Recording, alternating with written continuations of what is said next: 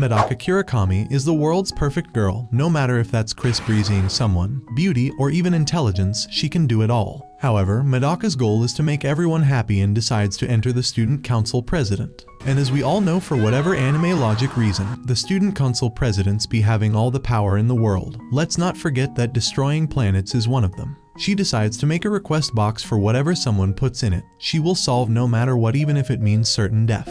However, when one special message entered the box, finding people from another world with demon abilities, Medaka, who has been trying to have an ordinary student life, is forced to release her god powers, but some tend to think it's actually related to the legendary Demon King. As a high-pride mommy enters a grand auditorium in the Hyuga Academy, everyone stares at her with disbelief as she marches towards the podium. With extra flair and drama, Kurokami Medaka, the star pupil at the academy, is now the president of the student council. She promises to help out each and every single student, no matter the issue, no matter the time. Her bold declaration feels more like a slap in the face, but at least her heart is in the right direction. Her spunky and upfront attitude is contagious, but for her classmate Zenkichi, Medaka is more of a problem. After the speech, Zenkichi and Shiranui, two students at the academy, discuss how totally normal Medaka is. Being in her presence feels like constant whiplash, and while Zenkichi is annoyed by her, he can't deny that his childhood friend has come a long way. Shiranui is interested to know whether Zenkichi will follow Medaka like a loser and join the student council as well. At first, he loudly dismisses the notion, but when Medaka catches him, let's just say he didn't have a choice. Even though Medaka manages to grab Zenkichi and force him into the room,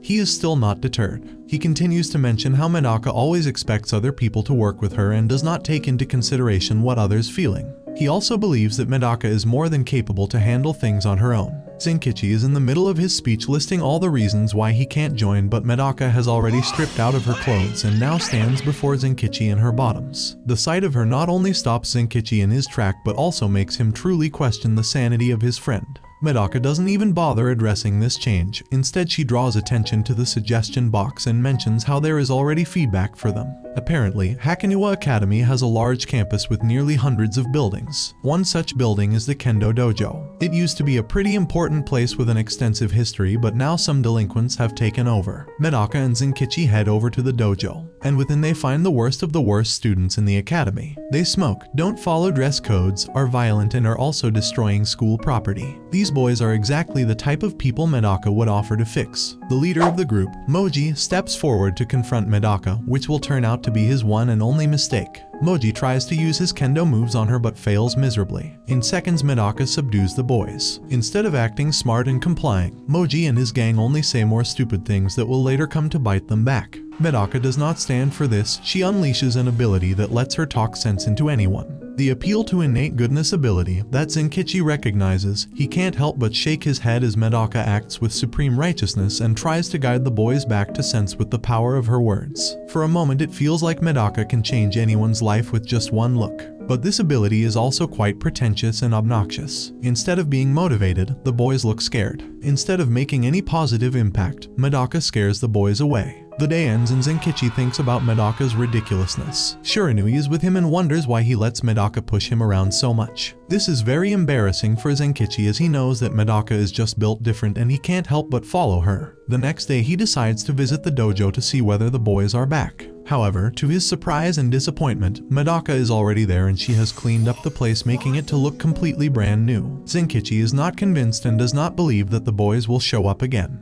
But they do, and this time, instead of wanting to thrash the place, they want to learn proper kendo from Medaka. Zenkichi leaves feeling bad. He really doubted Medaka and now feels like the villain for not believing in the others as well. However, before he can go any further, a strong whack to his head makes him drop unconscious. Hyuga, a student from the same class as Zenkichi, is not happy that the delinquents have not been removed from the school. He drags Zenkichi to the dojo and then proceeds to beat up the other members, including Moji. Hyuga himself is a kendo master and he is the one who put the feedback in the suggestion box because he does not want such horrible people to ruin the prestige of kendo. He slams his foot into Moji's head, all the while going on and on about his past and ideals, but Moji hears none of it. He uses his strength to push Hyuga away. This entitled, deranged student is obviously the one who is in need of a lesson.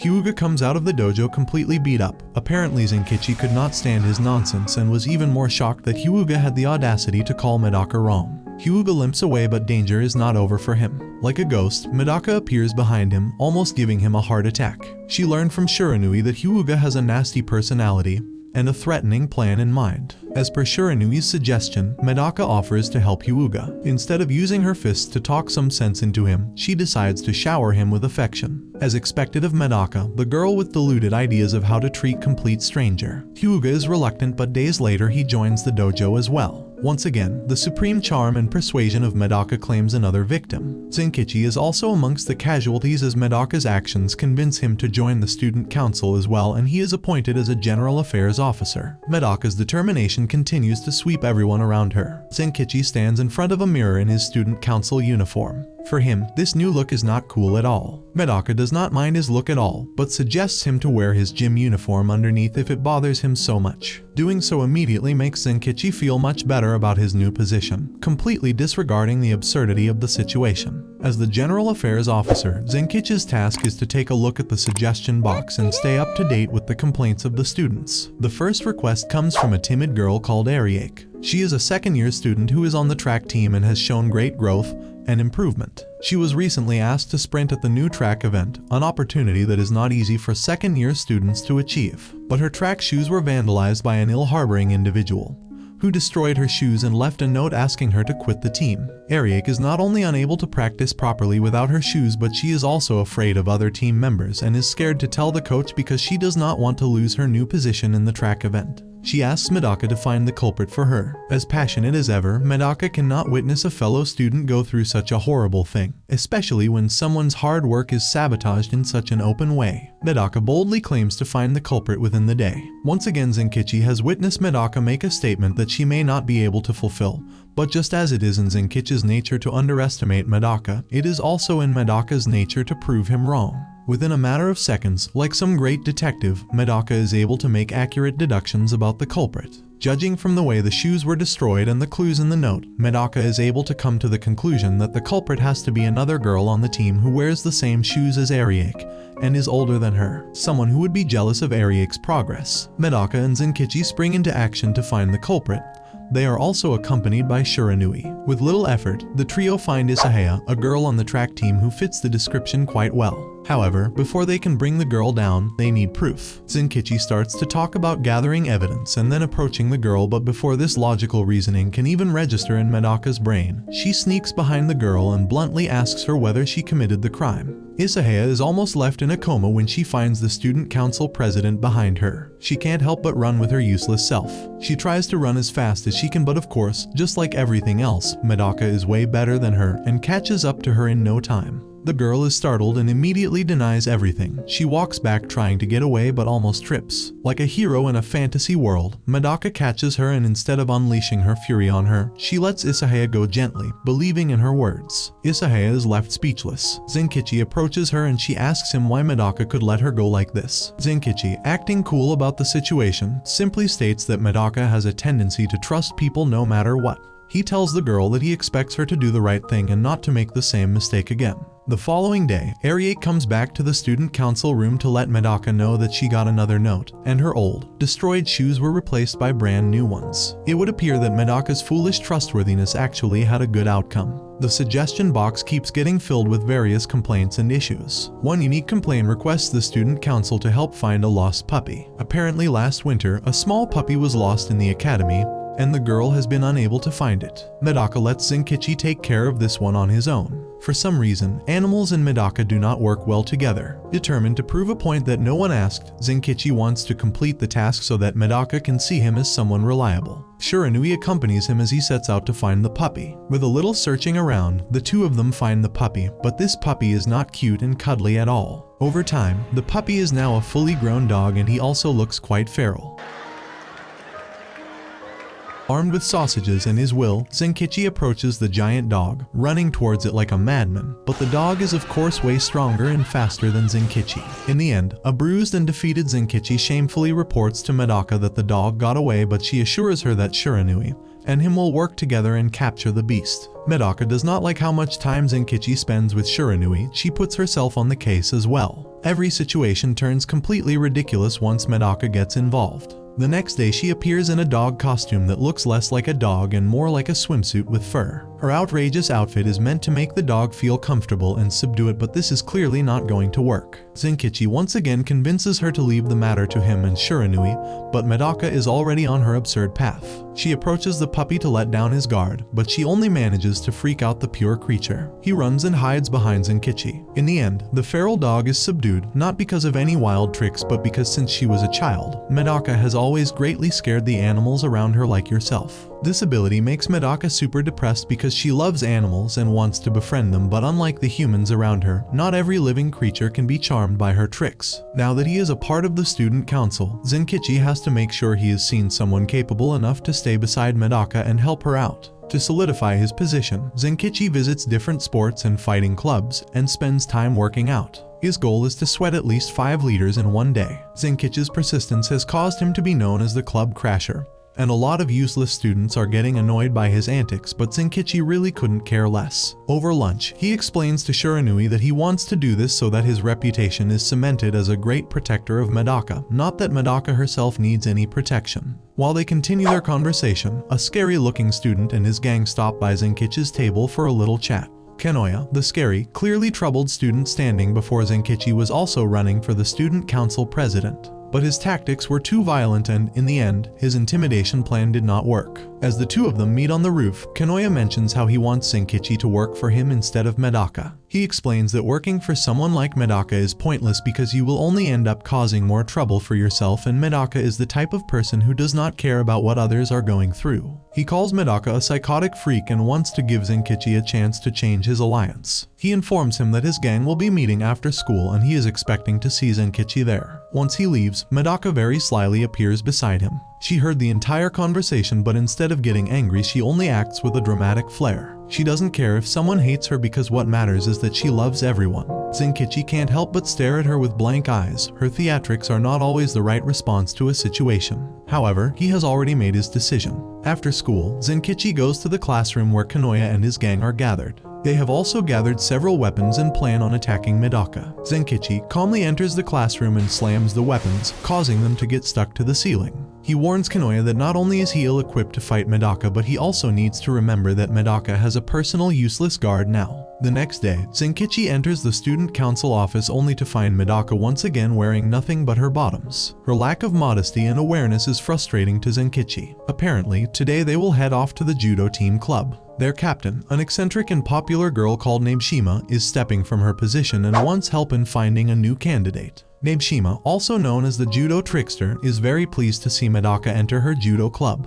But there is someone else who seems more excited to see her. Akune, the resident cool boy of the academy who is the object of every girl's obsession, melts before Medaka. He bows down to her in complete servitude, but Zenkichi gets annoyed at his but since he is useless, he does nothing. Akune is completely infatuated with Medaka, seeing her as a master, but he hates Zenkichi. When the two of them talk, it is clear that this is a simple situation of two guys liking the same girl. Akune does not think that Zenkichi is capable enough of standing besides Medaka, while Zenkichi does not like how Akune wants to be closer to her. The two of them are ready to bite each other's heads off. Meanwhile, Medaka challenges the judo students to fight, but it is clear that none of them can even imagine to come close enough to land a blow on Medaka. This is precisely why Nabeshima's plan was not to make Medaka choose, but to cause a fight between Zenkichi and Akune and choose the winner through their battle. Since Akune doesn't think Zenkichi is worthy enough to stand next to Medaka if he wins the fight, he will switch his position with Zenkichi and become the general affairs officer, while Zenkichi will become the new captain of the judo team. And if he loses, then they will have to remain in their current position. It appears that Medaka's intoxicating presence will drive the two boys to decide their fate. A heated fight starts between Akune and Zenkichi. Nabeshima sets the rules of the fight. If Zenkichi scores 1 point before Akune scores 10, then Zenkichi will win. Medaka also tries to motivate Zenkichi, telling him that he is not allowed to give up, no matter what. The fight starts and of course, Akune has no problem tackling Zenkichi within seconds. He has already scored a point with the first few minutes of the fight. Akune, being a judo prodigy, has already scored 9 points and is now only 1 point away from winning. The fight is not exciting at all for the other students. The judo prodigy is excellent in his skills, but that also makes the fight boring. Even Nabeshima mentions that the reason why she is willing to let go of Akune is because someone like him is not fit to be in a judo club for normal students. She doesn't care for prodigies. But Medaka has a different way of thinking. When she notices that Zenkichi is failing, she uses all of her girly charm to motivate him. In an instant, Medaka's face turns into that of a damsel on the verge of tears. This face works wonders on Zenkichi, who uses the last of his strength to surprise tackle Akune from below, scoring 1 point against him. And so, the fight between the two boys comes to an anticlimactic end. The next day, Zenkichi informs Shiranui that Nabeshima ended choosing another judo student to become the captain and that Akune requested to leave the judo team altogether. He doesn't know the reason why, but when he enters the student council office, it becomes clear. A half-naked Akune is staring at himself in the mirror, surrounded by a sea of flowers. According to him, Nabeshima encouraged him to join the student council so that he can fulfill his dream of being with Medaka. He will be now joining as the secretary of the student council. As if things weren't already insane with Medaka around, now Akune is also sure to test Zenkichi's patience. The student council continues its work and the suggestion box is more popular than ever. For every request in the suggestion box that is completed, Medaka fills the room with flowers, and now Zenkichi has to water a room full of flowers. Akune can't help but make fun of him for this, but the two of them are still willing to work together. The student council meet up with Yatsushiro, a tomboyish girl who put in a request. For someone who looks quite unruly and brutish, Yatsushiro actually has a pretty gentle request. She wants the student council to write a love letter for her. Her own handwriting is not good and she wishes to write a beautiful letter that expresses her feelings. Medaka decides to leave the entire task up to Akune, since it seems to be his area of expertise. Akune meets up with Yatsushiro and at first doesn't really take her too seriously. But then Yatsushiro explains in her very blunt way that being a tomboy makes it difficult for her to write a love letter,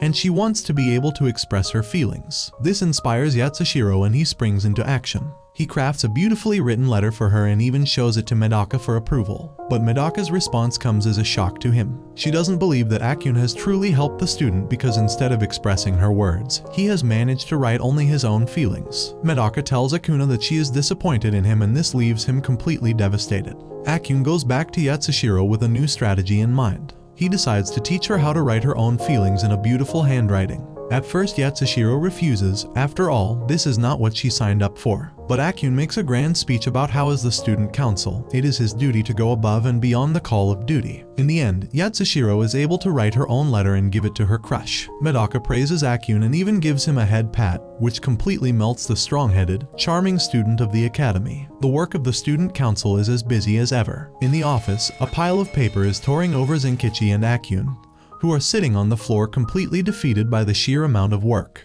But of course, the super reliable Medaka is tackling most of the work on her own. While the other members are slumped on the floor, Medaka's arms are moving at the speed of light. She is working like a maniac, but she doesn't show any sign of stress or frustration. Once some of the work is done, Medaka mentions how most of the requests are from different clubs requesting for a budget increase. Apparently, money is the new topic of interest for most clubs at the academy, and getting a budget increase is on everyone's agenda. And of course, the student council don't have the funds to fairly provide all the clubs with the money they need. At first, Medaka proposes using her money to help out, but Zenkichi shuts her new idea before it can go any further. He knows how poorly Medaka understands the matter of money. Akune suggests that they should hold a relay event, with the winning club winning the money. However, there is a better suggestion on the horizon. A newly built swimming pool on the academy has not seen any activities yet, and it would make a perfect venue for an inter-club competition. In the end, it is decided, a swimming competition will be held at the new pool area, and the winning club will get the money. Zenkichi explains all of this to Shiranui, who looks like she is more interested in her snacks than anything else, but she mentions a crucial piece of information regarding the flying fish of the swim club.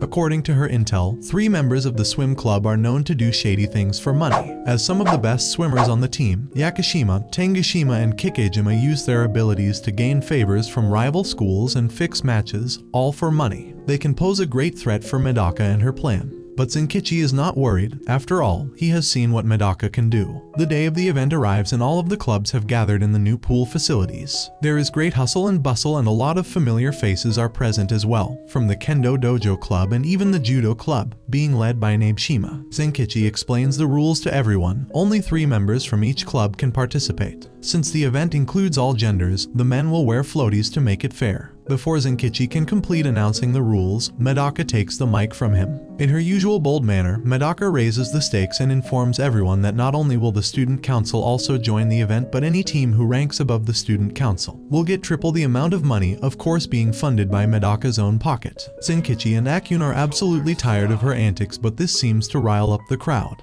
The first activity is announced. It will be underwater ball basket. 20 balls for each team have been placed underwater, and team members will have to work together to gather as many of them as possible and dump them into their respective basket.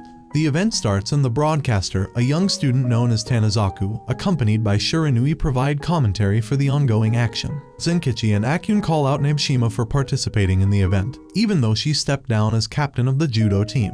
But Nabeshima has no shame at all and only calls it one of her tricks as the judo trickster. Medaka overhears, but instead of getting angry, she plays it cool. The event starts and immediately teams are swimming around like chickens trying to get as many balls as possible. Even the proud Nabeshima is having difficulty. However, as expected, Medaka has no such issues. Not only is she able to gather up the balls with lightning speed, but she is also doing it alone as the boys decided they would only get in her way if they were to help. In the end, a lot of clubs are able to finish the event with 20 points. Zenkichi looks at the results with a smug smile on his face, expecting to see the student council team at the top, but his smile is quickly wiped off when Medaka informs him that another team more quickly than them. The Flying Fish, Yakushima, Tangashima, and Kikejima were way faster in gathering up 20 balls and managed to rank higher than the student council. Medaka confronts them immediately. According to her, the 3 elite swimmers did not inhale any oxygen before jumping in the pool, thus causing their bodies to sink faster. This dangerous move stumps Medaka, who is starting to realize that swim team may cause her trouble in the future. The inter-club event is still underway. The next activity is the 3-legged underwater race. 2 team members will have one of their legs tied together and will have to use the power of teamwork to get to the finish line.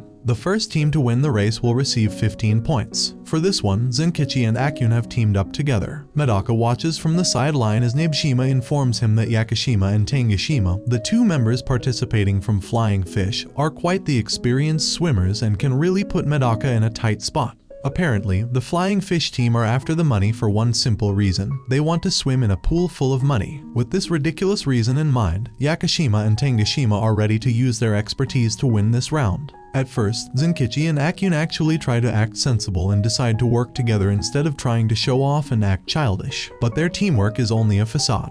The second the event starts, both of them sprint into action, trying to leave the other behind. Zenkichi and Akune have the teamwork capabilities of a spoon. Even though they run fast, they are constantly at each other's throats. The rest of the participants look on stunned but start to catch up as well. The most surprising turn of events comes from the Flying Fish team. Yakushima and Tangashima start off slow, but after a while, both of them dive underwater instead of walking through it. This is quite the dangerous move, as their legs are tied together, they can easily drown. But they use this unusual trick to even surpass Zenkichi and Akune. In the end, the swim team comes out on top, followed by the track team and then the student council. The next activity is an eel catching one. One member from each team has to catch as many eels as possible. Nabeshima manages to catch 9, while Kikejima catches 13. On the other hand, Medaka manages to catch precisely 0. Even though everyone knows that Medaka is not good around animals, for some reason she is chosen for this activity and manages to score absolutely nothing for her team. In the end, the scoreboard looks quite grim. The swim team is placed at the top and looks like the clear victors of the event. There is one more activity left, but Zenkichi is not sure if the result will change. Tangashima takes this opportunity to act like a smartass and provoke the student council, but instead of facing a serious opponent, Medaka comes in with her innate goodness ability again and tries to throw unwanted, extra attention towards the swim team. She tries to reason with their good side, not realizing that they already have an end goal in mind. The final activity for the event is a cavalry battle. One member will be lifted up by the other 2 and teams will have to battle it out in the pool. They will have to grab the bandanas from the other teams. The points of each bandana are based on the ranking of the team. With this new twist, the swim team decide that it will be better to grab the bandana of the 7th ranked team. This will ensure their victory as they have already secured enough points to win. Everyone agrees, but then Medaka interjects talking about things that are more important than money, and this causes a fire to start within Kikejima. She is now out for blood and wants to tackle Medaka's team directly. The event starts and Kikejima goes for Medaka. The 2 girls try to push each other into the water, but their strength is on par. Kikejima talks about how because of no money, her team had to suffer horrible childhoods and abandonment, but Medaka does not believe that is a good enough reason to throw away their life for money. Her statement pushes Kikejima to the extreme and she manages to topple Medaka, but instead of landing in the water, she lands on top of the floaties thrown by Zenkichi and Akune. Medaka once again uses her ability to forcefully interject into someone else's life and make them believe in the best of the world. This time she uses an ability called excessive affection. She springs towards Kikejima and tells her that if she were to die, Medaka would feel upset. Medaka then kisses Kikejima out of nowhere, causing the girl to fall in the water. Zenkichi looks on as once again, his friend has taken the absolutely weirdest route to resolve things. In the end, Medaka brings Kikejima out of the water. She tells the swim team that they shouldn't throw away their lives but learn to fulfill their dreams together. Medaka also thinks that the victory is hers because she managed to get the bandana as well, but Shiranui announces that the winner of the event is Nabeshima. When the other two teams were busy trying to fight each other and prove useless points, Nabeshima took the opportunity to grab all of the bandanas from the other teams, gathering hundreds of points. The festival then comes to a close. Nabeshima ends up dividing the money between all the other clubs, since she doesn't really need it, and the student council gain a new member. Kikejima joins them as the treasurer. Now that Kikejima has joined as the treasurer, the work related to budgeting can be handled with more ease. But the presence of another girl has made things more awkward around the office. Before they can even get to know each other better, Zenkichi ends up entering the office while Medaka and Kikejima are changing clothes. This creates a great barrier between the two, especially now that they have to sit alone in the office and work together. At first, Kikejima is greatly ashamed. Not only does she beat up Zenkichi for being a pervert, but even demands money from him for seeing her naked. Zenkichi does not know how to respond properly, but he ends up submitting to her demands. The two of them sit silently as the awkwardness grows. Zenkichi thinks that Kikejima hates him and he doesn't know how to break the ice. On the other hand, Kikejima thinks that Zenkichi hates her. Their misunderstanding is complicated to say the least. They try to talk about the weather, but the conversation comes to an abrupt, awkward end. Shiranui enters the student council room, and her presence takes off the pressure a little. But instead of making things better, she shows Kikejima the pictures she took of her and Medaka kissing. Kikejima is left deeply ashamed and flustered. She buzzes around a bit, trying to get the pictures from Shiranui, but in the end Zenkichi is the one who tells Shiranui not to bully the new member of the student council. With no other ideas left in mind, Zenkichi tries to use the Medaka method and compliments Kikejima's body, but that ends up causing him to endure another beating and he has to give more money to Kikejima. Alternatively, Kikejima also decides to think like Medaka. She remembers how Medaka first approached her and told her that she still thinks about their kiss, and she may be in love with Kikejima. This is why she wanted her to join the student council. Medaka's weird way of approaching people ends up backfiring because the people she interacts with learn all the wrong moves from her. To break the ice, Kikejima ends up telling Zenkichi that she loves him and wants to kiss him. This ends up making things more complicated and awkward. Now looking quite odd as Kikejima tries to kiss Zenkichi, and on top of all that, Medaka and Akune also enter the office. The chaos just keeps on growing, but in the end, the misunderstanding is resolved. The work of the student council continues and a new request has just come in.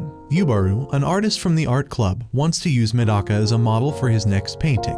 Yubaru has been struck with the worst art block, but Medaka's beauty is perfect for his art. He wants to use her as his muse as the inspiration for his next painting as a goddess at the beach. Medaka agrees without question. She doesn't even hesitate for a second to change into her swimsuit and strike a pose for Yubaru. Yubaru gets excited to start painting her, but after one try, he is not satisfied at all. According to him, Medaka is not the type of beauty he is looking for. This greatly depresses Medaka and she is left acting gloomy on her own. Zenkichi and Akune then provide their own alternatives. Zenkichi asks Isahaya from the track team to model, while Akune asks Nabeshima. The two girls also change into clothes that show off their figure and strike a pose for the painting, but Yubaru is still not satisfied. This art student seems pickier than even yourself. Their last choice is Kikejima, who reluctantly joins in, but she is also instantly rejected.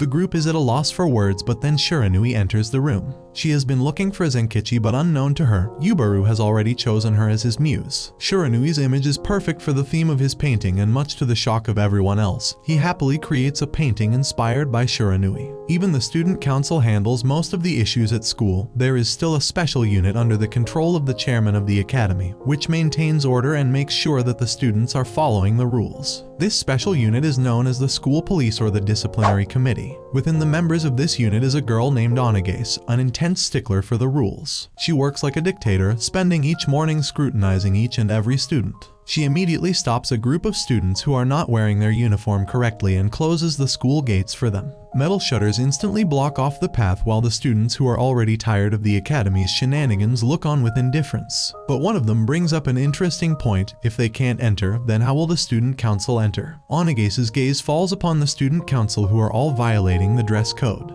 This is the start of an interesting rivalry between the two units. Onagase visits the student council office and gives a big lecture to each and every member. Zenkichi is yelled at for wearing his gym uniform underneath his jacket. Even though he thinks he looks cool, Onagase thinks quite the opposite. She then turns to Akune for showing off his chest. Even Kikejima, who looks normal from the outside, is attacked. Onagase notices that underneath her uniform, she is wearing her swimsuit. She fixes each one of the members and in the end, they wear their uniforms correctly like obedient children. Onagase then turns to Medaka, the biggest offender in her eyes. Medaka's outfit is completely inappropriate for school. She is showing way too much skin and Onagase demands her to change. But Medaka, being stubborn as she is, simply refuses. Onagase leaves in anger, but she will not stop there. She decides to use the suggestion box to trick Medaka. Onagase summons Medaka in front of a dirty, unused pool. She lies and says that her unit accidentally received a complaint from the suggestion box. According to her, someone lost an object within the pool and needs the student council to retrieve the object as soon as possible. Onagase's plan is to trick Medaka into going into the pool. While she looks for the object, Onagase will switch her current uniform with a more appropriate one. However, Onagase forgot to take into account Medaka's absurdity. Instead of switching into a swimsuit, Medaka jumps into the pool into her uniform without a second thought and starts looking for the object. Onagase feels bad because she realizes that Medaka is not as malicious as she thought. She is just a little aloof. Onagase jumps into the pool as well and apologizes. The two girls are now soaking wet, but even though Medaka has a backup uniform, Onagase does not. The following day, Onagase wears a uniform borrowed from Medaka, but the size is completely too weird on her and she ends up looking ridiculous. This makes her even more angry. She decides to take her anger out on Shiranui, who is always eating in school. Onagase tries to catch her, but Shiranui is even more impossible to fool than Medaka. Zenkichi ends up stopping Onagase from taking the situation further, but the two of them end up handcuffed together. This is the last thing Zenkichi wanted, especially with how jealous Medaka gets. The two of them make their way to headquarters of the disciplinary committee where a key for the cuffs can be found. As they make their way, the entire school laughs behind them and they also end up meeting the last person they wanted to run into, Medaka. They expect her to burst into anger, but instead she is happy to see them. She tries to set them free but ends up getting handcuffed to Zenkichi's other hand. The trio is now in a completely weird spot. They need to get to HQ to find the keys, but on the way, Medaka keeps stopping to help out other students. Onagase realizes that Medaka is more than just an idiot. She is actually helpful and well-liked. They even run into the Metalwood duo, two aggressive students who have been trying to find Onagase to take revenge for her strict rules. One member carries a wooden bat, while the other carries a metal one. Zenkichi takes care of the wood bat, while Medaka uses her leg to destroy the metal bat in one hit. This scares the delinquents away and Onagase is left speechless. It is also in that moment she realizes that if Medaka can break a metal bat, she can also break the handcuffs. Once more, an unnecessary situation is prolonged because Medaka forgot her own strength. Within the academy, there is one class that is full of special students that are carefully selected for their abilities and powers. Class 13 is notoriously known as the class for the special students who receive special attention and permissions. These students are dangerous and above the norm. They do not act or think clearly. Medaka is from class 13, but unlike the other students, she actually has a more cheerful and likable side. However, she is about to enemies that think in a completely opposite way from her. Once again, Medaka is dressed up in a ridiculous outfit. This time she is going to go the music club. Apparently the orchestra has been making a lot of sound and the students have been complaining. On the way, she meets Shiranui, who is surprised to find Medaka working alone. This time, the other members are also taking care of different tasks. Medaka likes that she has found members who are reliable and can help ease her burden. She wants Shiranui to become the vice president, but Shiranui outright rejects and even bluntly tells Medaka that she hates her. This isn't surprising to Medaka, as she needs Shiranui to join because she wants someone on the team who will not try to please her. The two of them are interrupted by Onagase, who is less than pleased to see these two students. Medaka, who is always violating the school dress code, and Shiranui, who is always eating in the hall. The three of them decide to go to the music room together because they all have some business to attend there. What starts out as a normal day quickly turns into a nightmare. The music room is completely destroyed. Every corner of the room and every instrument is filled with holes. Two scared members of the club are cowering in the corner. Unzen, a 9-year-old boy, is standing in the middle of the room with blood on his face. According to Unzen, the members of the orchestra needed to be punished for causing so much noise, and in his eyes, there is only one way to bring justice, and that is to cause pain and violence. Medaka, Onagase, and Shiranui look at him completely stunned. Unzen even tries to hit on Medaka, but that doesn't work. He clearly states that he wishes to make the student council his enemy and even tries to attack Medaka, but Medaka does not fight back.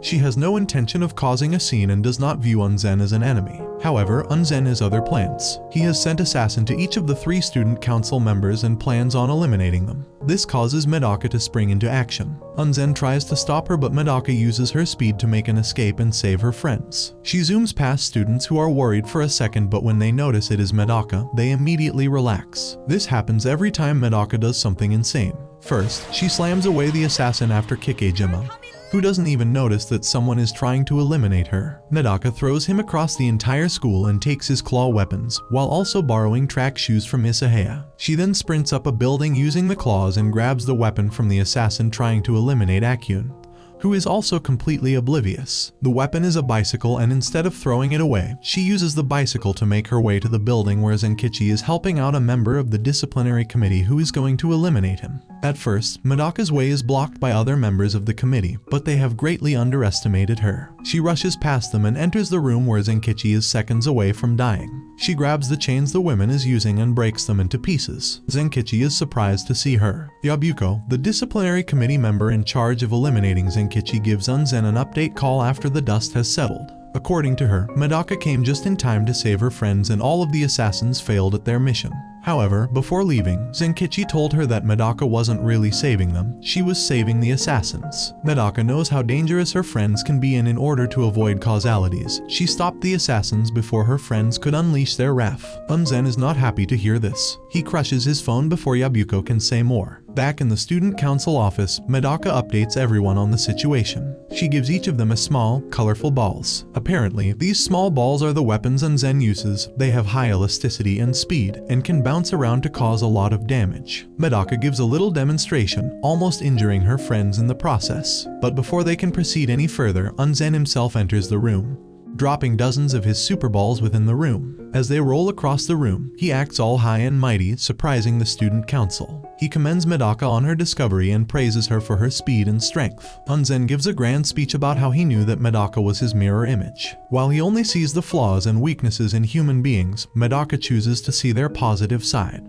He finds Medaka's ideas to be gross and weak. Unlike her, Unzen knows that the only way to bring justice is to root out the problem itself, and this means causing harm to others. He hates how Medaka acts superior to others and sees herself as a flawless saint. But Medaka disagrees. She does not see herself as a perfect person, and she knows that there is no reasoning with Unzen. In that moment, Medaka realizes that Unzen's weapon is not just a ball but a small explosive that he can detonate anytime. Unzen reveals that his real weapons are called IED Cinderella, and that he wonders whether Medaka will try to reason with him, now that he has the upper hand. The second Medaka opens her mouth, Unzen detonates the bombs, destroying the entire room and building. Unzen, of course, is unharmed. His clothes are especially designed to withstand high-pressure attacks. He looks around the room and notices that Medaka attempted to save her friends, but he does not expect them to survive, until he sees them on the school grounds. All of them are safe and completely unharmed. Medaka managed to wrap them up in a run to save from the shockwave, and even scattered some of the balls away so that the explosion does not cause too much harm. Unzen is speechless when he sees Medaka standing upright, but he does not know that Medaka is furious. She cannot forgive Unzen for what he has done. She activates her last ability, War God Mode. Her eyes turn crimson and her hair glows red as she walks towards Unzen. Medaka explains how she is not a saint, nor is she perfect, but she tries her best to be right. Now that someone has tried to harm her friends, she will let rage consume her. Unzen gets ready to fight her, but Medaka jumps forward and lands a direct punch, causing him to bleed. His special suit is not effective against Medaka's punches. She slams him through the entire building and is just getting started. Unzen is now pretty beaten up, and his special suit that can only take 3 heavy hits has already taken on hit from Medaka. Medaka gives him one last chance to repent, but Unzen is set in his ways. He is adamant on making Medaka as angry as possible. He wants to see her succumb to the rage. Medaka is obviously no longer thinking straight and promises to use her raw powers, turning into a beast. Unzen lunges towards her, but Medaka uses her cannonball punches to strike the boy 2 more times. He slams straight into the wall as the buildings around him crumble. Zenkichi, Akune, and Kikejima are also nearby. Akune asks Zenkichi when was the last time Medaka used her war god mode. Zenkichi recalls Medaka's encounter with a strange boy who was neither good nor bad and hell-bent on destroying everything around him, including himself. His name was Kumagawa, and the last time Medaka used her insane ability was against him. This was 3 years ago, and that event resulted in Medaka failing to reform Kumagawa. Since then, she has tried to keep her violent nature under control. Now, Medaka stands before Unzen, who is not looking good. His special suit can no longer take any more hits and he is in no position to fight. However, he has one last trick up his sleeves. He throws more special balls towards, but instead of dodging them, she walks right through them. This turns out to be a big mistake. These balls are actually powerful strings that have attached themselves to Medaka's skin, greatly restricting her. She can no longer move without tearing herself apart. Unzen acts like he's finally trapped Medaka. He acts all smug in front of her, but little does he know about Medaka's willpower. Instead of standing still, she forces herself to move forward with the strings attached. This causes the entire building to move with her. Unzen is left stunned at this display of raw power. The entire building and surrounding structures collapse as Medaka slams the concrete slabs on top of Unzen. He now sees her for what she really is, an insane beast. With no tricks left and no strength, Unzen's defeat is inevitable, but he doesn't seem to think so. According to him, Medaka was unable to reform him or change his mind about humans, so she has lost. He tries to trick Medaka into eliminating him as well. By doing so, he will prove the point that Medaka does not really love all humans, because she chose to eliminate him. In her ferocious state, Medaka is really ready to eliminate the boy in front of her. His words are working and Medaka is ready to destroy her beliefs by eliminating Unzen. But as she raises her hand, Zenkichi, Akune, and Kikejima restrain her, begging for her to stop and to not give in. They refuse to let her go and reassure her that she does not stand isolated from them. It doesn't even take a second for Medaka to go back to normal. In fact, the serious tension of the scene is completely diffused as Medaka goes back to normal. She even apologizes to Unzen and even offers him the position of vice president in the student council. Everyone is stunned at how quickly she changed her tone. But what really matters is that Medaka is back. The conflict is resolved and Unzen has to recover for a great while before he can resume his work as the chairman of the disciplinary committee. Word of this conflict has even reached the chairman of the academy, who shits with his granddaughter, Shiranui, who has informed him of everything that has occurred between the student council and Unzen. After the intense battle, Medaka ends up being admitted into a hospital. She sustained several injuries and for the first time the student council has to go on without her. Since the building where the student council room was located has been destroyed, the other members have to use a makeshift tent in the middle of a flower field to conduct their work. Without Medaka present, things feel more calm and pleasant than usual. Medaka usually brings all the crazy events with her, but with her gone, the student council doesn't have to deal with anything too crazy. Regardless, Kikejima reflects how Medaka has the ability to cultivate seeds of trouble into beautiful flowers, and without her, things feel a little empty. The trio decide to check out the suggestion box and find Machibaru, a small, timid girl who always has her hands holding her head because she is afraid her head will fall off without support. Machibaru has a request. She is part of the Shogi club and one of their pieces is missing. The student council members visit the Shogi club and the room is in complete chaos. There is no wonder that a piece went missing. Apparently, the king piece is missing from a rare set of Shogi pieces that are worth a lot, and Machibaru is worried that the advisor will find out. The student council agree to help Machibaru right away and start cleaning the room. While cleaning up, they think about Medaka and how she herself is also like a king piece. She is bold and headstrong but needs considerable support in order to face her enemies. The three of them continue to talk about Medaka, thinking about all of her crazy antics and how she brought everyone together. The room is clean but the piece is not found. Zenkichi asks Machibaru whether there could be some other clue that could help them, but the girl is too scared to speak. Akune then finds out that the king piece is missing from all the shogi sets in the room.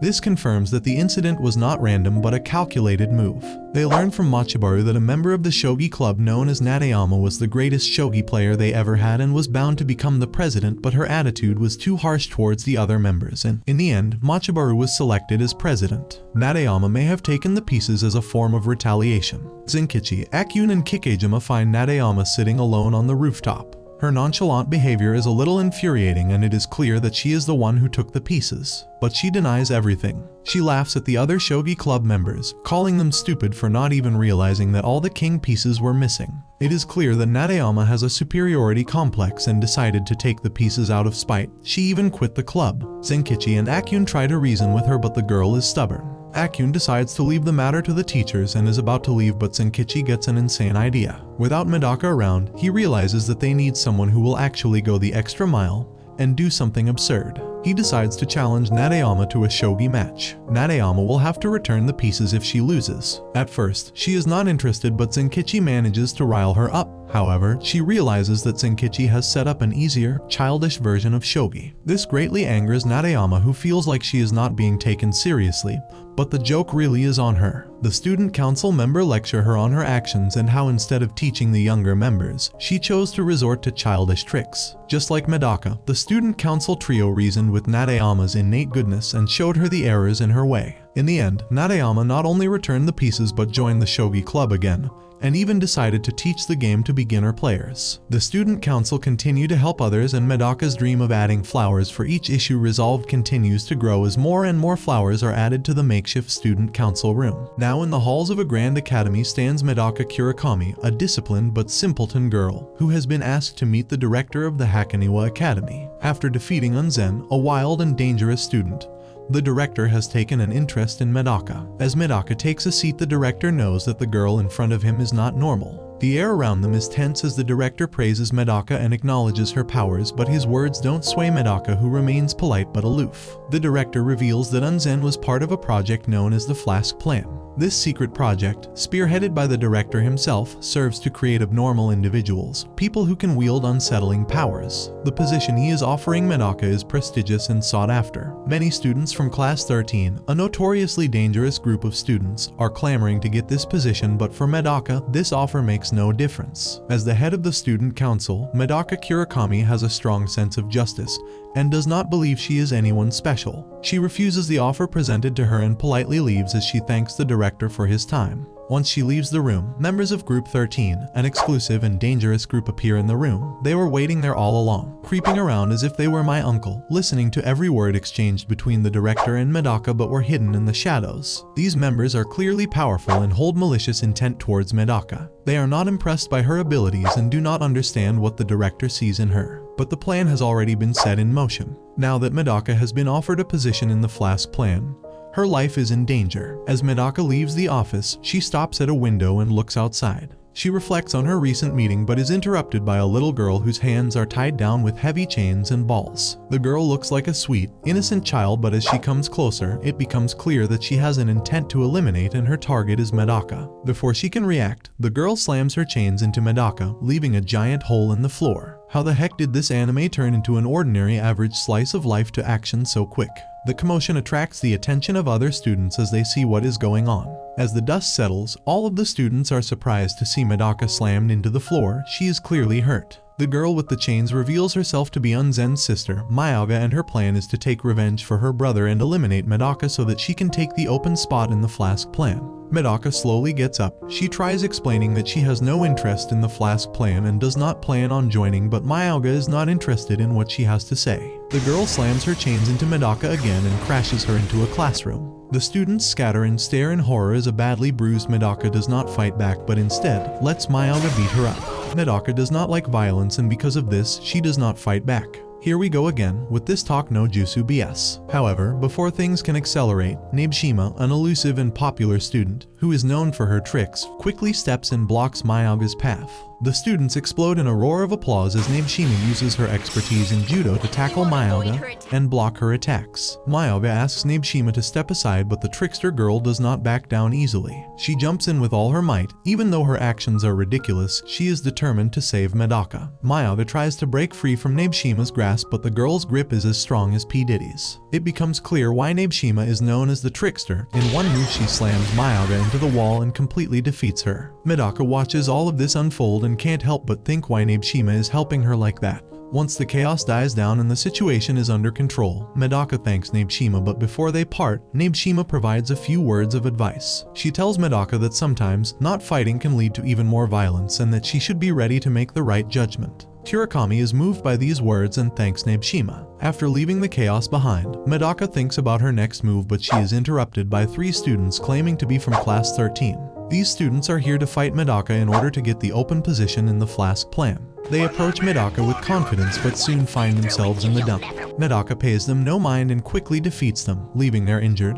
bruised bodies on the floor. She starts to realize that the director's offer has created a real problem for her and that this is only the beginning of her fight with Class 13 and the Flask plan. After her fight with Myoga and her run-in with other Class 13 students, Medaka decides to seek out the help of her friend Zenkichi, who has found himself in a terrible situation. Unknown to Medaka, while trying to look for her, Zenkichi has comes across Myokanaju Auto, the deadliest and ridiculous member of Group 13.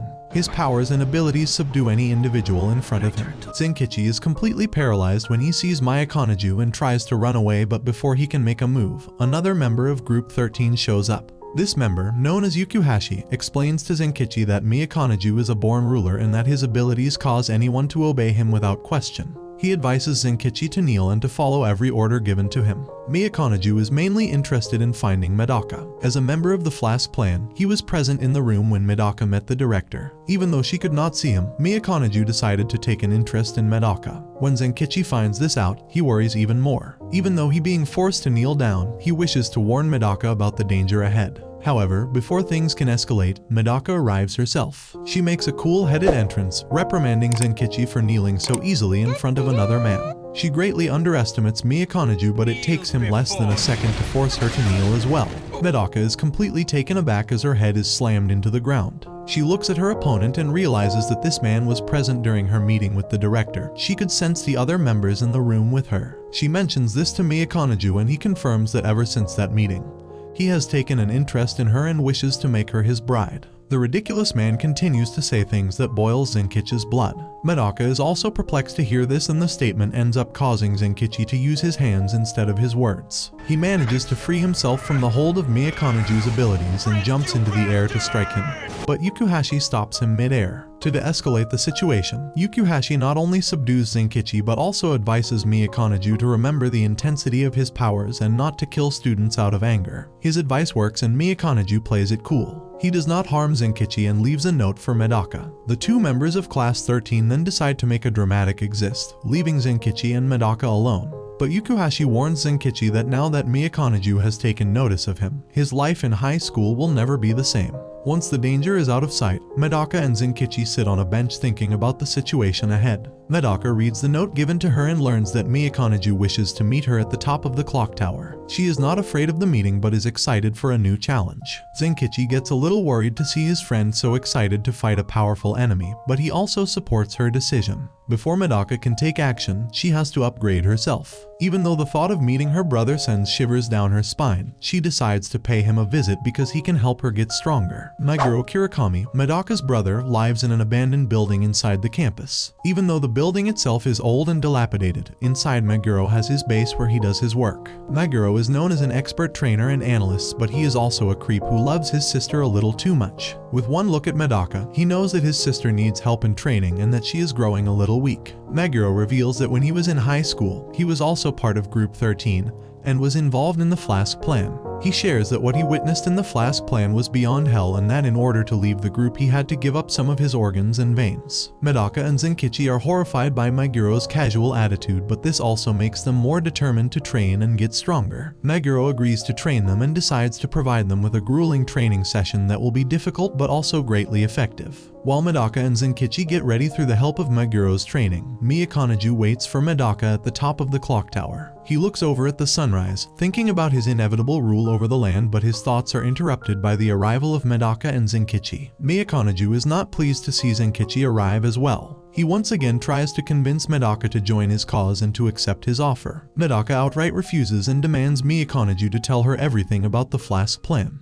He does not concede so easily. His patience is wavering thin and he realizes that using his ability is not working on them and talking is getting him nowhere, so he decides to use violence. But before he can attack, Zenkichi intervenes. He is furious at Myokanaju's condescending behavior and attacks him with a powerful kick.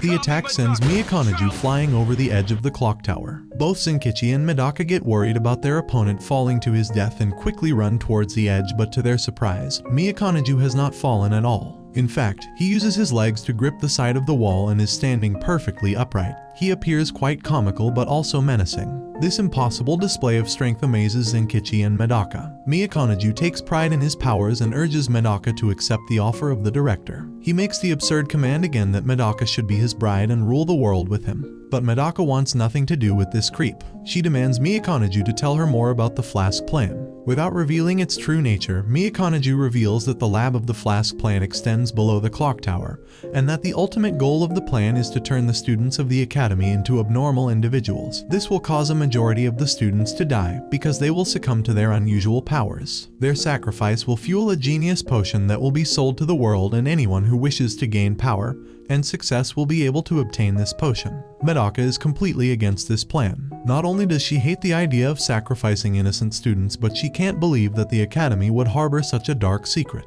After sharing these details, Myoga tells Medaka that he will wait for her answer and he disappears. But Medaka does not care about him right now. She decides that the flask plan has to be dealt with and that the student council must go to the secret lab at the bottom of the clock tower. Why do the student council presidents be having all the power in the world? Zenkichi and Medaka go back to their student council activities. The suggestion box is full of notes from the notorious Class 13 that is filled with unruly, dangerous students. Medaka decides that she has to visit the lab. Once again, Zenkichi is stumped by his friend. Finding the entrance of the lab is not difficult, but the way through is blocked by two guards. Uno and Sano, the two boys, are guarding the door that requires a secret passcode. While Medaka is able to bypass the code easily, Zenkichi has a hard time since he is just an ordinary human. He's just about to give up, but the other two council members, Kikejima and Akune, also arrive at the scene. Determined not to leave Medaka alone, the three of them find a way to bypass the code and enter the way towards the lab. The group is now united and the four students have to make their way through the facilities. The way to the lab is long and maze-like. Medaka realizes they have been walking around in circles and the group stops to reconvene.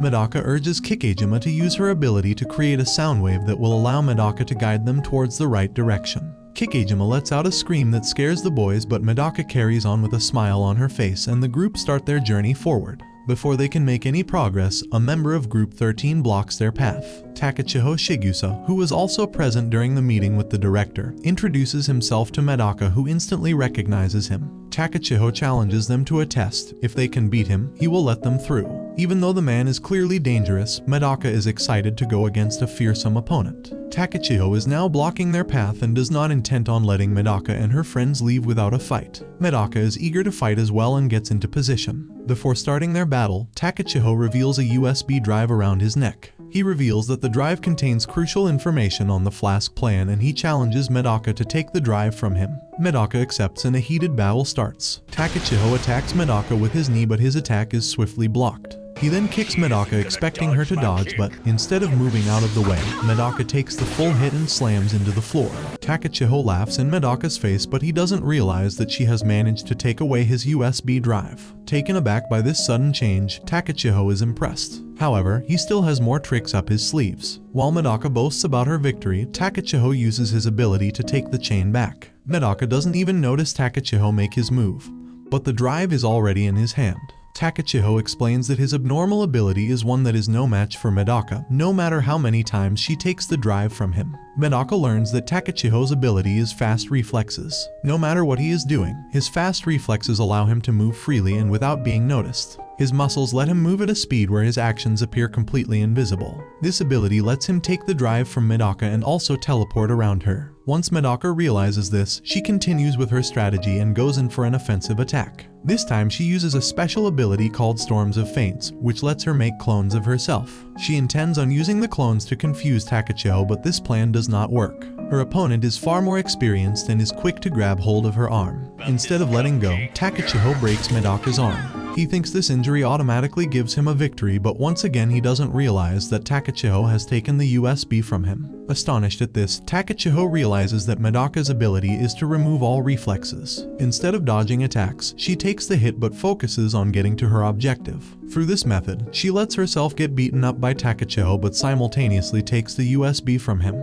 Her method is destructive but also successful. Takachiho is impressed by her ability, but he came prepared and reveals that the drive taken by Medaka is just a fake. The real hard drive is still with Takachiho. Medaka does not appreciate this trick and decides to show Takachiho a small fraction of her true power. Zenkichi realizes what she is about to do and quickly tells the other to take cover. Unleashing her move, Kurokami Phantom, Medaka breaks the sound barrier and in a flash runs towards Takachiho. She moves too fast for him, and in a blink of an eye, not only is the entire floor destroyed, but Takachiho is also on the ground, completely beaten. He is shocked at the speed in which Medaka quickly executed her move. Instead of facing humiliation and defeat, for the first time in his life Takachiho meets an equal with whom he can fight one-on-one. Even though Medaka's attack destroyed the original drive around his neck, Takachiho urges her to fight him once more. The two throw punches, but instead of feeling a sense of rivalry, they enjoy their fight. Medaka's friends stare on in horror as Takachiho and Medaka exchange blows with wide smiles on their face. In the end, Medaka throws one final fatal punch that completely knocks out Takachiho, but instead of feeling angry, he feels sad that the fight is over. Medaka and the rest of the student council are finally able to move on, but unknown to them, their next threat has already been moved against them. Now that the threat of Takachiho is behind them, Medaka and her friends continue their journey to reach the main lab of the Flask plan. As they make their way forward, they are surprised to find themselves in a Japanese garden. At first, the open scenery of the garden perplexes them as the lab is supposed to be underground, but after closer inspection it becomes clear that the ceiling is mimicking the outside world. Within the garden is a strange young man with blue hair, another member of Group 13. His name is Monogatari K, and he has been tasked with hindering Medaka's process. But instead of immediately attacking the group, Monogatari declares his hatred of conflict and has no intention to fight Medaka. Taking his words as genuine, Medaka relaxes and decides to move to the next floor. However, as soon as she turns around, a sword appears right next to her head, right to behead her. She dodges the attack just in time and is left in shock at the attempt on her life. The group look towards Monogatari, who blatantly reveals the sword in his sword. Even though Monogatari has no intention of eliminating them, that is precisely why he has to eliminate. He explains his ridiculous ideology and looks at the world in a bleak, violent way. For Monogatari, eliminating is the inevitable end, no matter how he feels. It is clear that the abnormal student in front of the group does not have the right ideas in mind and can be highly unpredictable. Medaka recognizes the danger and prepares to fight, but her brother makes a sudden appearance and stops her. Medaka's injuries from her last battle are still fresh and she is in no shape to fight. Instead, Meguro chooses Zenkichi to fight Monogatari. The group is taken aback by this decision but have no choice but to accept. Zenkichi enters the battlefield a little wary of his opponent. Monogatari's ability is mastery over weapon concealment. He has hidden all manner of weapons in his body and can use them at any moment. The battle starts with Monogatari using several sharp swords which Zenkichi is able to deflect away. The swords fly up into the air and get stuck in the artificial sky. This unexpected display of power causes Monogatari to step up his game and use two heavy hammers. The hammers are more impactful and he swings them towards Zenkichi, but he expertly blocks them using his hands. It appears that Zenkichi has a solution for every weapon being produced by Monogatari. Frustrated by the way this battle is progressing, Monogatari produces a spiky malice, a weapon that Zenkichi can't deflect nor block with his hands. For a second it looks like Monogatari might win this round, but Zenkichi quickly takes off his shirt and uses it to block the incoming mace. Monogatari starts to realize that even though Zenkichi is a normal human, he is not to be underestimated. He decides to take the battle to the next level and pulls out several guns, but Zenkichi not only deflects them but also disassembles them. The fight seems almost cartoonish as Zenkichi dodges each weapon. Monogatari becomes frustrated that none of his weapons are working and starts to use grenades and a rocket launcher, but Zenkichi quickly slams his fist into the launcher and even scolds Monogatari for using such a weapon. In the end, once all of his weapons are exhausted, Monogatari uses his fists, but Zenkichi is quick to tackle him. Victory appears to be on Zenkichi's side. Monogatari can no longer stand up and it becomes clear that Zenkichi has emerged victorious. But before the celebration can move any further, Monogatari throws several swords towards Zenkichi's back, causing him to fall to the ground. Medaka, believing Zenkichi to be dead, starts crying. Everyone in the group is left unable to comprehend the event. Meguro steps forward to take responsibility for this action. He notices his sister crying and can't help but feel bad that he was the one who pushed Zenkichi to fight. Monogatari starts to approach Meguro. He tries to make Meguro feel bad about Zenkichi's demise and even reveals that it was Meguro who created the idea of the Flask plan. Meguro is ready to face Monogatari, but before the matter escalates, a severely wounded and tired Zenkichi slowly gets up. He notices Medaka crying and simply does not accept that Monogatari made her feel upset. In one last effort to defeat his opponent, Zenkichi uses a special attack that causes the ground to shake tremendously. At first, Monogatari just laughs in his face, but once the dust settles, the swords that were previously stuck on the fake ceiling fall down and land on Monogatari. The victory is now definitely in Zenkichi's hand. Monogatari has been completely subdued and is no longer a threat. Before parting with him, Zenkichi extends a hand to Monogatari and happily considers him a friend. This gesture not only moves Monogatari but also lets him reflect on the path he took in life. It appears that as Medaka and her friends progress through the lab, the members of Group 13 they meet will all form new bonds with the student council. Now that another floor has been successfully completed by Medaka and her friends, they move on to floor 3 where the scenery before them resembles a zoo. Medaka explodes with excitement and is eager to pet all of the animals, but her excitement is met with Kikajima's resentment of cute animals. The two friends start arguing and soon the group breaks off, exploring the strange underground zoo on their own. While Zenkichi and Meguro do not find anything, Akune runs into a mysterious, bandaged girl. This girl, who calls herself Hyuga, is another member of Group 13 and is actually familiar with Akune.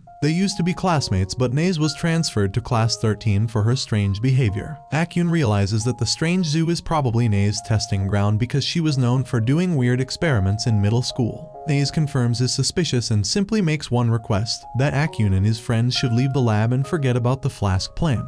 This proposal is not acceptable for Akune. He immediately rejects and starts to prepare for a fight when another girl jumps over him and tries to eliminate him with a wire. Unlike Naze, this girl is energetic and fast. Her name is Koga Itami and she is also a member of Group 13. Koga's surprise attack almost eliminates Akune, but he manages to break free. He looks at the two strange girls and understands that the next battle is one where his strength will be tested. Akune remembers how he used to be someone who only knew how to destroy, but Medaka changed his life and helped him control his anger. He wants to keep those same ideals in mind when fighting. Koga is the first to make a move. Her speed and agility is unmatched against Akune. Naze reveals that Koga used to be an ordinary girl, but she was attracted to abnormal people and begged Naze to turn her into a cyborg. With her new abilities, Koga has been transformed into a high-functioning cyborg with great fighting capabilities. She appears normal from her appearance, just a tiny little girl who couldn't even harm a fly, but her display of strength and fighting prowess is beyond comprehension. Koga jumps into the air and throws a strong kick towards Akune. This causes the entire floor to collapse and the three of them fall to the level below. This level appears to be an ordinary lab, but before Akune can investigate his new surroundings further, Koga continues her barrage of attacks again, but now that Akune knows that she is a cyborg, instead of dodging her attacks he breaks one of her legs. Koga immediately falls to the ground crying in pain, and even Naze is surprised by Akune's brutal action. Even though he did not want to make such a move, he had to stop Koga, but Akune is still not safe. As a cyborg, Koga only needs a few seconds to recover, and when gets back up she painfully knocks Akune down. Things start to look grim for Akune, but before anything bad can happen, Meguro appears out of nowhere, interrupting the fight. Meguro informs Akune that the rest of the group had full belief in Akune's fighting abilities and decided to descend to the 4th level without him. They split up to search for clues and Meguro ran into Akune just in time. Now that Meguro has entered the playing field, Akune's odds start to look a lot better. Even though Meguro's arrival is a nuisance to Naze, she is still interested in meeting the person who used to work in the same position as her. As the previous supervisor of the flask plan, Meguro takes an interest in Naze and is excited to learn how far she is willing to go to prove her superiority. With an air of arrogance, Meguro starts teasing Naze and challenges her to prove that is superior. The fight between Akune and Koga will be used as the deciding factor, and the winner will have to humiliate themselves by stripping their clothes. Even though the terms of this challenge are absurd, Naze accepts because she knows that Koga, her ultimate creation, can withstand any pain and is a top fighter within Group 13. Akune is shocked to hear Meguro make such a strange bet in the middle of such a situation. Akune and Koga fight again once more. This time Koga uses her agility to pin Akune to the ground. He is unable to break free, but a distraction from Meguro takes Koga's focus away, and Akune uses the opportunity to dislocate her arm. Koga cries out in pain again, and even though Akune feels bad about causing this pain, he has no choice. However, just like before, Koga is able to get back up as good as new. This sudden recovery causes Akune to rethink his strategy and to find another way to defeat Koga. He thinks about his opponent's fast ability to recover and realizes that even though she is a cyborg, she has pain receptors, which means that before running out of energy due to her abilities, her body sends signals which allow her to avoid getting exhausted. Using this knowledge, Akune pins Koga to the ground in a move that will quickly exhaust her and cause her to shut down. Naze is alarmed by this and does not wish to cause any more harm to her creation. She admits defeat and decides to accept Meguro's terms. Akune fully accepts Naze to take off her skirt, but before she can make that move, Meguro asks her to take off her mask instead. Koga does not want Naze to make herself feel vulnerable for her sake, but Naze does not care. She complies and removes the mask that has been on her face for years. Once the mask falls off, the face beneath is not scary but actually normal, even pretty face. This comes as a blow to Akune, who did not expect such a turn of events. She hates going on without her mask, but there is no other option. She demands Akune to release Koga and even provides him with Flask plan hard drives which hold crucial information. Akune is shocked at such a simple admittance of defeat, but Meguro still has more to say. He looks at Naze and reveals that her real name is Kurokami Kujira and she is related to Meguro and Medaka. The mysterious sibling hated her wealthy life and family and wanted to remain miserable. She ran away from home 6 years ago and led a life that offered no comfort or happiness. Meguro has been looking for her sister for a long time and has finally found her. He tires to appeal to her sentiments and asks her to come back to the family. He makes an emotional speech about wanting to meet his sister for the longest time, and finally he has the chance to reunite with her. For a moment, Naze is moved by his words and turns around to hug him, but once he lets his guard down, she injects him with some sort of a serum. Meguro is completely fooled and Naze reveals that she has shed her past and no longer holds any memories from her previous life. Her only purpose in life is to be miserable and to create abnormal humans by experimenting on them and facilitating the Flask plan. It starts to appear that Naze has gone completely insane, but before her insanity can reach new levels, Medaka slams through the wall and comes just in time to save her brother and meet her long-lost sister. Naze is not moved by the sight of her sister and completely disregards her. She moves towards Medaka to attack her, but instead Medaka slams her into the ground. She takes the syringe Naze had in her hands and demands to know what she injected Meguro with. Naze reveals that the injection is simply an experimental drug that was originally created by Meguro himself. The drug is meant to remove all abnormal powers from people, but it is still highly unstable and causes a great deal of pain. Medaka refuses to believe that her sister would cause so much pain to her siblings and orders Naze to give her the antidote, but Naze has another idea. She wants Medaka to be her guinea pig and take the drug as well. Medaka quickly complies and injects herself with the drug as well. She collapses for a moment. Koga sees this an opportunity to attack Akune, but Medaka gets right back up and blocks her attack. While the drug makes Medaka feel heavy and sluggish, she can still move around. Surprised by this turn of events, Naze gives the antidote and Medaka is quick to inject it, but she has been tricked. The antidote is a memory suppressor, and when Medaka takes it, she no longer remembers who she is or the people around her. Despite this, she still knows that Naze and Koga are a threat, and she is quick to spring into action and protect the people around her. Akune is shocked by her friend's naive acceptance to take whatever injection that Naze gives to her, but he also realizes that even without her memories, Medaka's personality is one that wants to protect people. A heated battle ensues between Koga and Medaka, but it is clear who is the victor in this fight. Medaka is completely subdued by Koga and left exhausted and injured. Akune believes that Medaka lost because she does not have her abnormal abilities, but Naze reminds him that the drug was experimental and Medaka should have all of her powers. Despite that, Koga still came out victorious. Naze realizes that Medaka's kind personality is holding her back and that she will inject another personality into her to see what would happen. She further reveals that Myoga lives on the 13th floor and she plans on asking for his help. Naze and Koga escape the room with Medaka's unconscious body while the injured Akune and Meguro look on in frustration. Akune and Meguro meet up with the rest and an argument breaks out. Zenkichi wants to go back up and call for support while Akune wants to go after Naze. The group is all tired and weak, but Medaka's life is in danger. Before all hope is lost, a few familiar faces interrupt their argument. Unzen and Myoga, along with the previous Group 13 members and Nibshima, have arrived to help Medaka. They also want to destroy the Flask plan and are willing to join forces. With this extra help in tow, Akune and Zenkichi put their differences aside. Unzen recommends taking the elevator to floor 13. He uses his password to clear the way, but once the elevator arrives, inside are other members of Group 13 who are hellbent on stopping Medaka from being taken away. These members emit a dangerous aura. Unzen and the rest spring into action. They decide to hold off the enemy while Zenkichi and his friends make their way to floor 13. Even with Unzen and the others buying them more time to save Medaka, there is still danger lurking at the bottom. Before going to floor 13, Yukuhashi, a subordinate of Myoga who previously helped Zenkichi, stands in their way. He releases a sleeping gas into the room that immediately puts everyone to sleep except for Kikejima, who is able to hold her breath for as long as a month. It appears that before saving Medaka, the final obstacle will have to be stopped by Kikejima and her abilities. Yukuhashi failed to notice Kikejima, and now her ability allows her to stand freely even though the room is filled with sleeping gas. Yukuhashi plans to trick Kikejima into inhaling air so that she can also collapse. He tries to anger his opponent by talking about Medaka as a monster. He believes that Medaka is given special treatment because of her powers, but in reality, she is a monster that needs to be kept in check. This causes Kikejima to unleash a deadly sound wave that slams Yukuhashi into the wall, but using her ability also causes her to start feeling sleepy. Yukuhashi's plan is almost working, but Kikejima rips out one of her own fingernails to shock herself into wakefulness. This brutality makes Yukuhashi shudder as well. Kikejima continues to defend Medaka, calling her a friend and a person who cares about others. She unleashes another sound wave with the intention of causing the glass in the room to break and crash over Yukuhashi, but he is quick to deflect the glass. This confirms to Kikejima that her opponent's ability is to read other people's mind.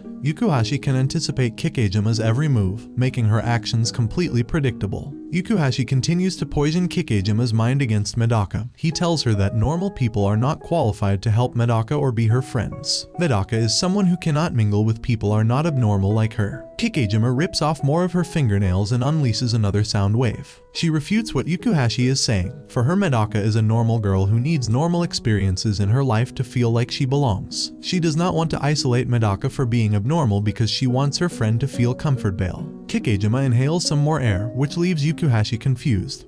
But instead of collapsing, she unleashes a sound wave that pierces through her skin and hurts her own body as well as Yukuhashi. This proves Kikejima's assumption that Yukuhashi can not only read minds but also feel everything that other people are feeling, including their pain. This is why he used sleeping gas to stop them instead of fighting them. Kikejima goes towards the injured Yukuhashi and comforts him. She realizes that feeling what others feel constantly is a horrible way to live, but that is precisely why she must save her friend, because she does not want Medaka to suffer. Yukuhashi is just about to give up and let her through by none other than Miyakanoju himself shows up. He declares that Medaka's brainwashing has been completed and uses his powers to make Kikejima kneel. He is just about to crush her body when Zenkichi awakens and saves her from the debris, while Akune launches a surprise attack on Miyakanoju, which is easily blocked. Meguro is also hiding in the shadows, but Miyakanoju is aware of his presence. The odds are against their favor once more as Miyakanoju, with his arrogance and pride, uses his powers to force Zenkichi to strangle Kikejima. The hold of his orders is undeniable. Miyakanoju believes he has absolute control over people and can do whatever he wants, which also includes brainwashing Medaka. This angers Zenkichi and he is able to resist Miyakanoju's control. He talks back passionately and refuses to believe that Medaka would get brainwashed. He questions Miyakanoju's motives and how he could possibly think about controlling another human being. But instead of backing down, Miyakanoju addresses how Medaka has been brainwashing people as well. She brainwashed her friends into liking her and doing whatever she tells them to do. He reminds Zenkichi how much trouble she causes and how the people around her have to constantly clean up her messes and follow her orders. Zenkichi does not know how to prove his opponent wrong, but before he can say more, Medaka herself appears. Even though the Medaka that they know and love is standing in front of them, there is still something wrong. Medaka no longer answers to her name. Instead, she calls herself Kurokami Medaka. Her actions and words are cold and harsh. She does not want to be saved, nor does she accept the help of her friends. Instead, she wants to go ahead with the flask plan and wishes to sacrifice the students at the academy for this cause. Zenkichi and the others are shocked to hear this. The friend who was once so kind is now okay with sacrificing innocent people. Zenkichi does not back down. He tries to remind Medaka of their purpose and why they are fighting in the first place. Even Kikejima reminds Medaka that everyone is ready to help her and fighting for her, but their words mean nothing to Medaka. Instead, she dismisses all of them from their student council duties. This comes as a great shock to all, but regardless, they do not back down. Medaka uses her enhanced powers to make Zenkichi, Akune, and Kikejima kneel before her, just like Miyakanoju. Meguro talks to his sister as well. He acknowledges that she has changed but wants to ask her why she is crying as she forces her friends to kneel. This causes Medaka to stop for a moment and notice the tears falling from her eyes. Zenkichi also notices this and immediately gets back up. He knows that the real Medaka is still buried deep within and he is ready to fight his way to get the old Medaka back. Zenkichi swings in the air and kicks Medaka's head. and a fight starts between the two. As they fight, Medaka's memories slowly start coming back to her. She remembers how she was born as an abnormal and caused nothing but pain to everyone around her due to her intelligence. She was able to solve equations and grasp profound knowledge at a young age, but this left her feeling empty. She was taken to a hospital where she was being tested, but none of the results pleased her, until she met Zenkichi, who was amazed by her even though she herself did not think she was special. In that moment, Zenkichi told her that her purpose was to help others and make them happy. Medaka remembers all of this and for a brief moment can't help but take all of Zenkichi's hits, but the brainwashing is still too strong. She slams Zenkichi into the ground and starts to choke him, but all the while she is crying. She asks Zenkichi if he remembers what he told her all those years ago. Zenkichi repeats the words again and yells at Medaka that her purpose is to make everyone happy, including herself. This causes Medaka to have a breakdown. In a fit of confusion, she tries to use her powers on herself, but Zenkichi stops her. Medaka calms down and all of a sudden remembers everything. She no longer considers herself to be Medaka. Instead, she is back to her usual self, and now she is motivated than ever to stop the flask plan. Now that Medaka is back to her original self, it is time for her to fulfill the purpose that led her on this journey. Medaka and Myoga decide to settle things at the final level. As all of them descend down towards the final arena, the air is tense. Everyone appears to be on edge, waiting for the inevitable battle to take place. The final room is deeply connected to the flask plan. It contains all the servers and equipment needed to analyze abnormal human beings. The room is cold because the supercomputers' constant running need to be kept cool, otherwise they could all explode. Myoga reveals that part of the reason why he is the head of the flask plan is because his powers are used by the director to keep all of the equipment under control. He makes one last attempt to persuade Medaka to join their side and help them bring the flask plan to full fruition. Medaka outright refuses. She does not believe that the plan will work because she does not believe that a perfect human can be created. She is not willing to sacrifice students of the academy for a cause that will only bring about destruction. Koga is greatly angered by Medaka's words. As a cyborg, she does not think that Medaka has the right to judge who can be a perfect human. Koga stands in front of Myoga and demands to fight her, but things take a turn for the worst. Myoga uses his powers to rip out Koga's abilities. This greatly injures her and Yukuhashi, who is able to feel her pain. Naze collapses in shock and kneels before Koga's dying body. Myoga uses Koga's abilities to slam Medaka into the ground. His plan becomes clear. He intends on taking everyone's abilities to rule the world and complete the flask plan. Meguro rushes to Naze to help her while the rest look on as Medaka gets up and activates her full powers. Medaka and Myoga exchange heavy hits. They smash through the equipment, destroying everything in their path. Medaka's moves are too fast for Myoga to land a hit. There is something different about the way Medaka is fighting. Not only is she perfectly mimicking other abilities, but using them in new ways. Meguro reveals that Medaka has perfected the art of learning and is able to master abilities with great efficiency. This greatly angers Myoga because it took him years to master his own abilities, but it only took Medaka a few minutes to gain full control over her powers. He decides to steal her powers as well and goes in for the lethal blow, but something happens. Within Medaka's body, Myoga witnesses the true monster that lies within. He comes face to face with Medaka's monster, which causes him to have a mental breakdown. He immediately asks for forgiveness and decides to end the flask plan. As Medaka stands before him, he realizes that he is way out of his debt and has no choice but to completely surrender. Once Myoga is subdued, Medaka and the rest of the student council dismantle the servers, making sure that the flask plan can no longer be powered. Once they are done, all of them, including Naze, Koga, Yukuhashi, and Myoga, use the elevator to get back on the first floor. Everyone appears to be in high spirits, even though things appeared so dire before. Just as they make their way out, they are met with a gruesome scene. All of the members of Group 13 and Uzen's group that were fighting with each other have now been impaled. Each one of them is dead. The sight is disturbing, and standing at the other end is a boy dressed in black who appears to have sinister motives. Medaka immediately recognized this boy as Kumagawa Misogi, the evil student council president who not only made Akune suffer but whose sadistic and evil nature left a deep impression on Medaka. Instead of learning about Medaka's run-in with Kumagawa and what happens next, the focus shifts to a new character. She introduces herself as Ajamu Najimi, the creator of the Flask Plan and founder of Hakunoa Academy. As if speaking to an audience, she informs the screen that she will recreate the life of Kumagawa Misogi before he met Medaka. The focus then shifts to another character. A young girl named Saki is late for school. As she tries her best to make it to class in time, she does not realize that her hair, that is usually brown, has now been dyed blonde. The teacher reprimands her for this. Saki is left completely depressed by this sudden change and decides to whine about it to the student council president, Kumagawa Misogi. According to her understanding, the previous president, who was murdered by Kumagawa, expelled a student named Ezumachi. This student can control colors, and now that he is back on campus, he has made his presence known to the student council. Kumagawa decides to pay this student a visit. In the art room, Ezumachi can be seen making a beautiful portrait of the previous president, Jekegoaki. It is clear that Ezumachi does not trust Kumagawa at all. Even though they appear to be engaging in banter, Kumagawa throws a sharp screw at the painting, causing it to get damaged. In retaliation, Ezumachi throws several knives at him, brutally wounding him. But instead of staying down, Kumagawa gets back up and undoes everything that just occurred, including the damage to the painting. His skill involves the ability to undo anything, even his own death. Keeping this in mind, Ezumachi uses his ability to use color against his opponent. He uses the color blue to inflict bruises onto Kumagawa's skin that make him collapse. However, instead of getting back up, Kumagawa dies, unable to reverse the bruises. Ezumachi explains that only things that exist in reality can be reversed by Kumagawa's skill. The blue bruises are not real but merely an illusion, thus causing Kumagawa to not get back up again. Kumagawa finds himself in front of Ajamu Najimi. She informs him that he has died again, but that he will return soon to find someone that can destroy her. Kumagawa quietly looks on as Ajamu explains that in order to defeat her, he needs to find someone who can equal her in strength and skills. The sheer thought of that scares him, but he isn't too worried.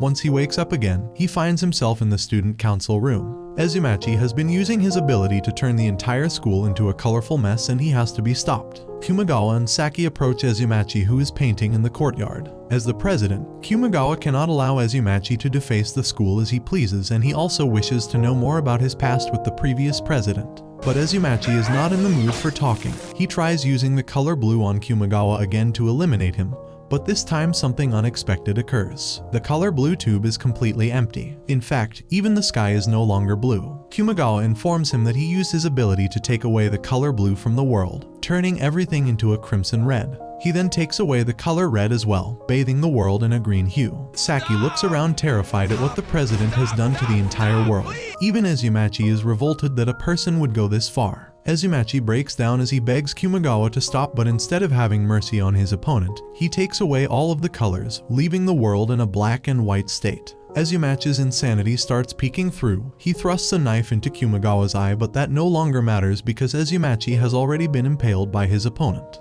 Kumagawa kills Ezumachi, but his main goal is yet unfinished, and this is only the beginning of his troubles. That concludes the anime recap. If you enjoyed, make sure you are subscribed, and I'm out.